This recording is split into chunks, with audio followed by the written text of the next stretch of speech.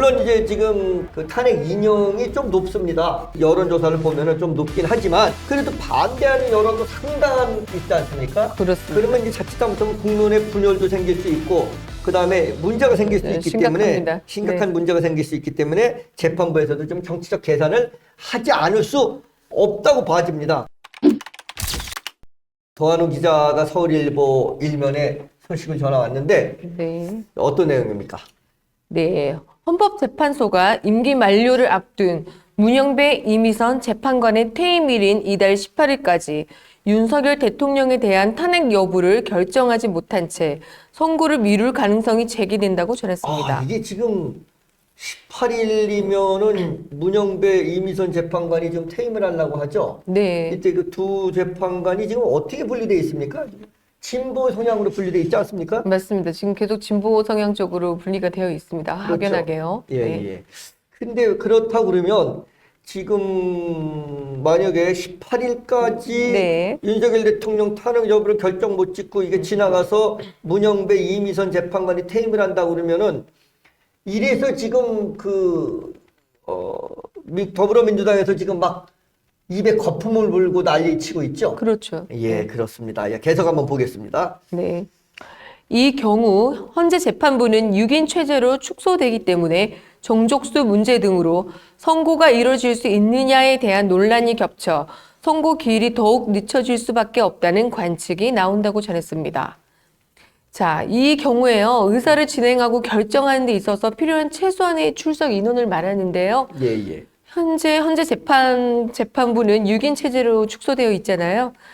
축소되죠. 이제 만 예. 두 사람이 그만두면 문영배, 이미선 그 재판관이 그만두면 맞습니다. 축소가 되는 거죠. 네. 축소가 되면 이제 문제가 된다 이런 얘기죠 지금. 네, 지금 즉 국민의힘은 상급식 판단에서 상급심 판단에 반드시 바로 잡힐 것이라고 기대하고 있습니다. 그렇습니까? 네.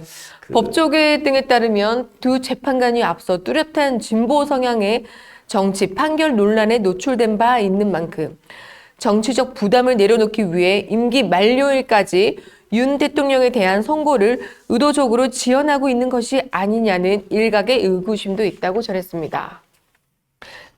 재판관들 사이에서 윤 대통령 탄핵 인용 및 기각 여부를 놓고 법리적 평행선이 여전한 데서 비롯된 판결 지연이란 분석이 대체적이나 최근 정치권 등 일각에선 이 같은 가설에도 제기된다고 전했습니다. 그렇습니다. 지금 네. 이게 의도적인 지연이 아니냐.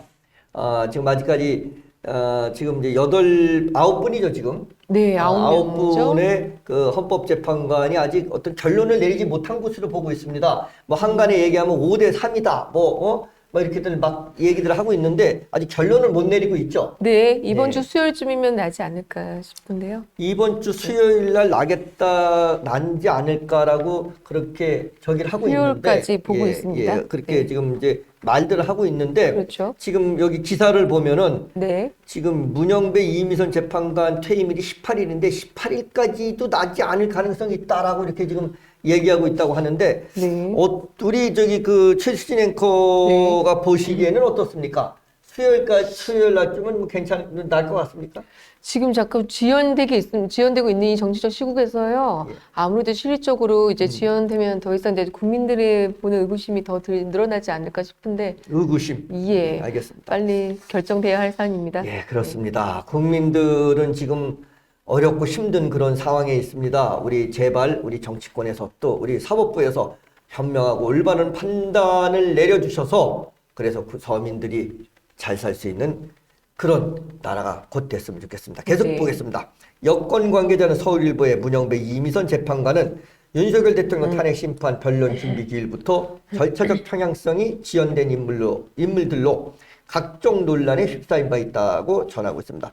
이분들이 지금 문영배 이미선 재판관이 이게 지금 윤 대통령 탄핵 심판 그 변론 준비 기일에도 뭐 절차의 편향성이 있다 이런 인물로 지금 저기 되고 있어요. 왜냐하면 이거를 못하게 했단 말입니다. 예를 들어서 변론을 할 때 시간을 제한시킨다든가 네. 그런 재판부는 제가 처음 봤습니다. 특히 더군다나 한 일국의 대통령이 탄핵되느냐, 탄핵되지 않느냐라는 이런 중차대한 그런 어떤 문제를 이렇게 시간을 정해놓고 그 시간 안에 변론을 해라 이렇게 했던 이런 것들도 있고 하여튼 논란에 지금 어떤 편향성이 있지 않느냐 너무 네. 지금 야당의 입장 그 국회 입장만 너무 편향적으로 듣고 있는 거 아니냐라는 그런 편향성이 있었습니다. 그렇습니다. 계속 한번 보겠습니다. 네. 두 사람이 특히 법조계 사조직인 그렇죠. 법조의 하나로 불리는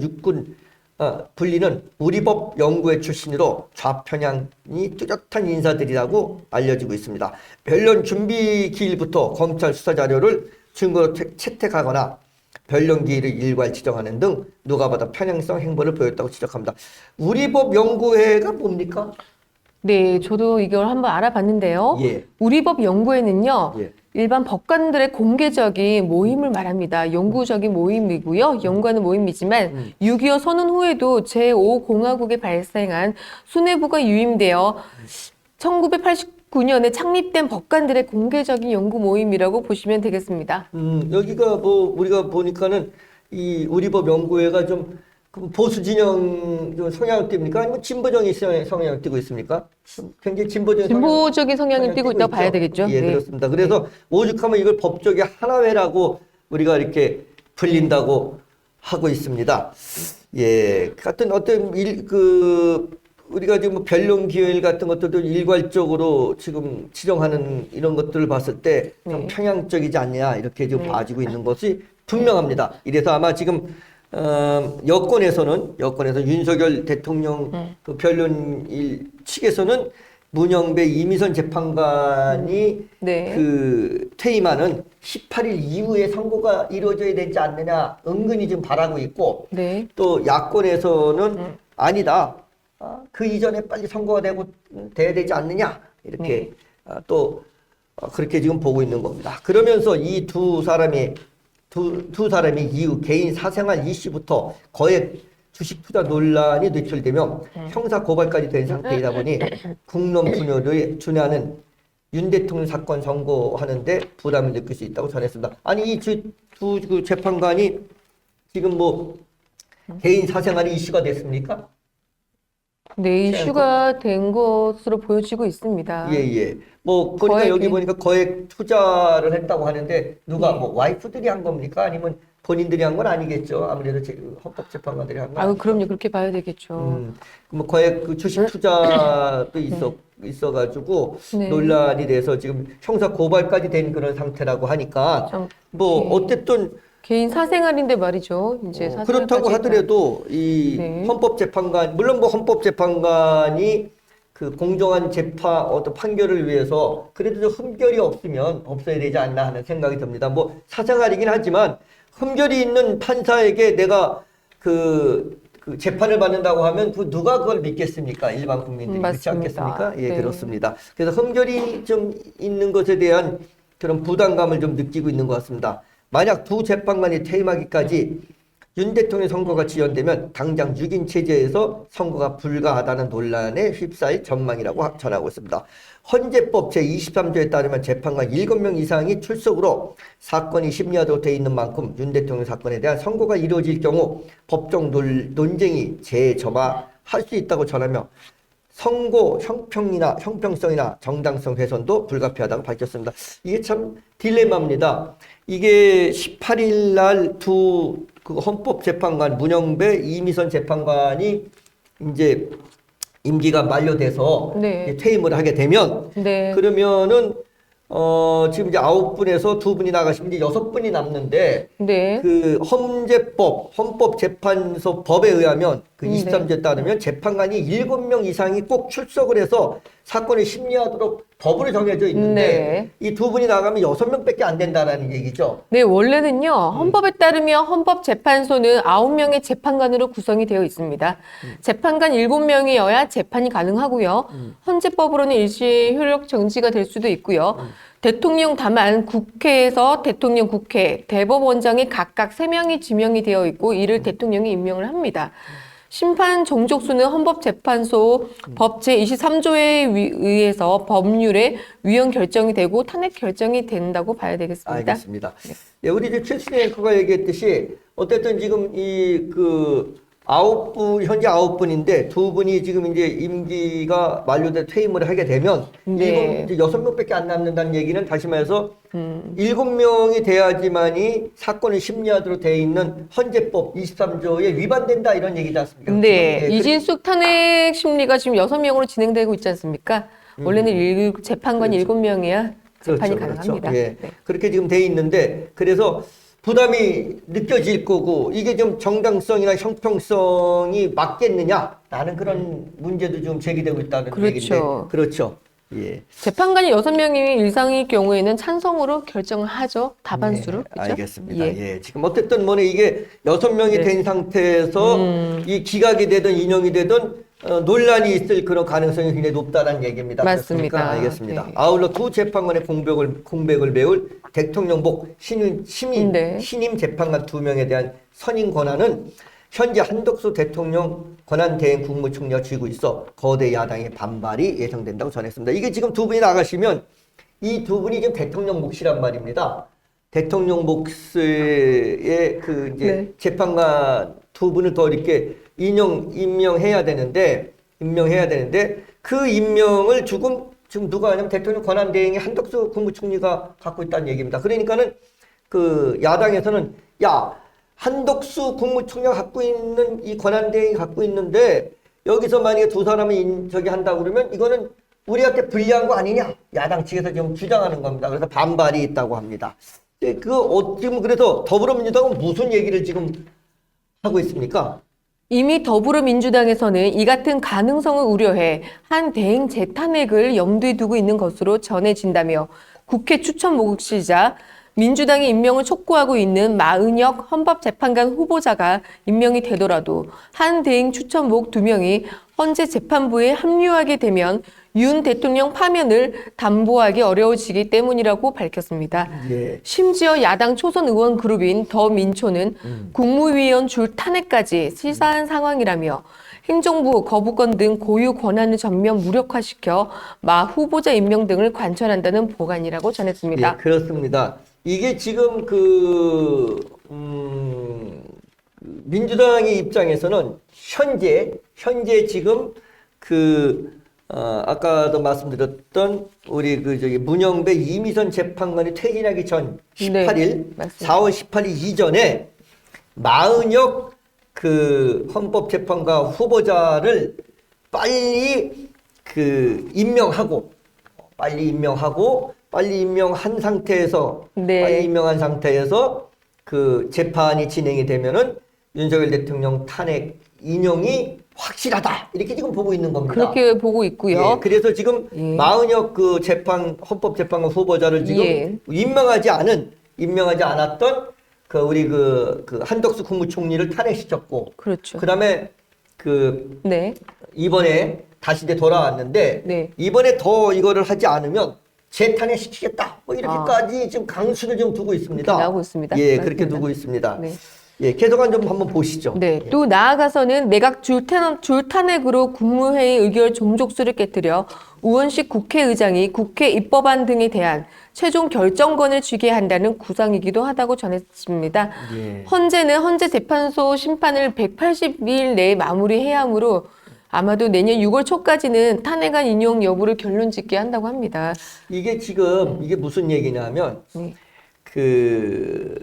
이제 아까 그런 보관이 하나 있고 또 하나의 보관은 대각을 말입니다. 네. 다 탄핵시켜 버립니다. 아, 내각을 다 탄핵 소추시키는 거죠. 그렇죠. 국회에서. 왜냐면 여기 한다고. 지금 자기네 민주당만 가지고도 국무회의에 있는 내각을 다 탄핵 소추시킬 수 있으니까 맞습니다. 전부 다 탄핵 소추시켜서 그렇죠. 국무회의가 아예 일어나지 못하게 만드는 겁니다. 네. 그러면 다시 말해갖고 우리 좀 돌아온 한덕수 국무총리, 네. 대통령 권한 대행인 한덕수 국무총리가 네. 아무것도 할 수 없는 겁니다. 국무회의를 갖다 열 수가 없고 의격 정적수가 되지 않으니까 네. 그렇게 되면은 그게 행정부에서 입법부로 넘어갑니다. 맞습니다. 그러면 입법부 장인 우원식 국회의장이 모든 결정권을 좌지우지하는 결정권을 갖게끔 만들겠다. 라는 지금 꼼수를 지금 민주당에서 지금 하고 있다는 얘기들이 지금 나오고 있는 겁니다. 이 그렇죠. 얘기가. 예, 이게 참 그렇게 되면 참 선을 긋고 있다고 서로 각자 의견이 그렇죠. 생기겠네요. 선이 좀 넘은 거죠. 이러면 네. 이제 이거는 완전히 우리나라가 난리가 아니겠습니다. 우리나라가 민주주의 국가인 것은 입법과 행정과 사법이 분리되어 있기 때문에 민주주의 네. 국가라고 하는데 그렇죠. 이렇게 된다고 하면 입법부의 특히 한 정당의 독주에 의해서 행정부를 무력화시킨다는 얘기가 되는 겁니다. 그렇죠. 행정부가 무력화되면은 이거는 우리나라는 더 이상 민주주의 국가라고 말할 수 없게 되는 겁니다. 계속 한번 보시죠. 그렇죠. 예. 대통령 권한인 행정부, 그렇죠. 예. 즉 이들 구상이 현실화되면 국회 입법 시 즉시 시행이 가능해지지만요. 이를 두고 당 지도부는 초선 의원들의 개별 의견이라며 이에 대해 선을 긋고 있다고 선을 밝혔습니다. 그어야죠. 만약에 이게 당의 의견이라고 그러면 민주당은 해체돼야 되는 겁니다.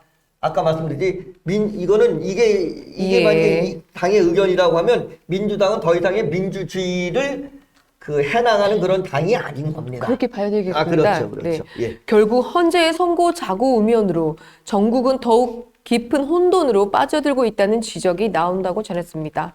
헌재가 이르면 금주중으로 선고할 가능성이 제기되나 선고 지연에는 재판부의 정치적 계산이 깊게 맞물려 있다는 분석이 중요한 만큼 윤 대통령 선고가 미결 상태에서 헌재가 6인 체제로 쪼그라들 가능성도 배제할 수 없는 상황이라고 전했습니다. 그렇습니다. 지금 이게 재판부가 원래 헌법재판이라고 하는 게 정치적 재판입니다. 네. 정치적 재판이에요. 왜냐하면 그렇죠. 많은 국민들이 원하면 그렇게 결론이 내지는 게 헌법재판적입니다. 재판소의 어떤 그것들인데 네. 지금 이제 물론 이제 지금 대통령 탄핵 인용이 좀 높습니다. 국민 여론조사를 보면은 좀 높긴 하지만 그래도 반대하는 여론도 상당한 그런 저희가 있지 않습니까? 그렇습니다. 그러면 이제 자칫 잘못하면 국론의 분열도 생길 수 있고 그 다음에 문제가 생길 수 있기 때문에 심각합니다. 심각한 문제가 생길 수 있기 때문에 재판부에서도 좀 정치적 계산을 하지 않을 수 없다고 봐집니다. 그래서 그렇죠. 만약에 헌재가 6명이 된다고 하면 그러면 이거는 저기할 수 없다고 헌재가 나가자 빠지는 이런 현상도 있지 않을까 하는 생각이 네. 듭니다. 계속 한번 보시죠. 네, 정치권 관계자는 만약 대통령 탄핵 심판 선고를 미뤄둔 채 문영배, 이미선 재판관이 임기 만료로 빠져나가면 헌재 법상 물리적으로 선고가 불가해진다며 이렇게 되면 전국 최대 뇌관인 대통령 탄핵 심판이 미결인 상태로 장기적 진통이 이어지게 됩니다. 헌재는 종족수가 줄어들기 전에 조속히 판결을 내려야 한다고 촉구했다고 전했습니다. 예. 이어 헌재가 끝내 선고를 재판관 2명 퇴임일 이후까지 늦추게 된다면 사법에 대한 신뢰는 처참한 수준으로 떨어지게 될 것입니다. 이를 그렇게- 경고하기도 했습니다. 그렇게 보고 있습니다. 지금 네. 이거를 그러니까 지금 헌재는 두 재판관이 퇴임하기 전 바로 다시 말해서 4월 18일 오늘이 4월 1일이니까 앞으로 17일 후 이전에 17일 이전에 오늘까지 18일 이전에 꼭 결론을 내야 된다라는 얘기입니다. 네. 자, 도하는 기자였습니다. 서울일보 일면의 소식을 전해왔습니다.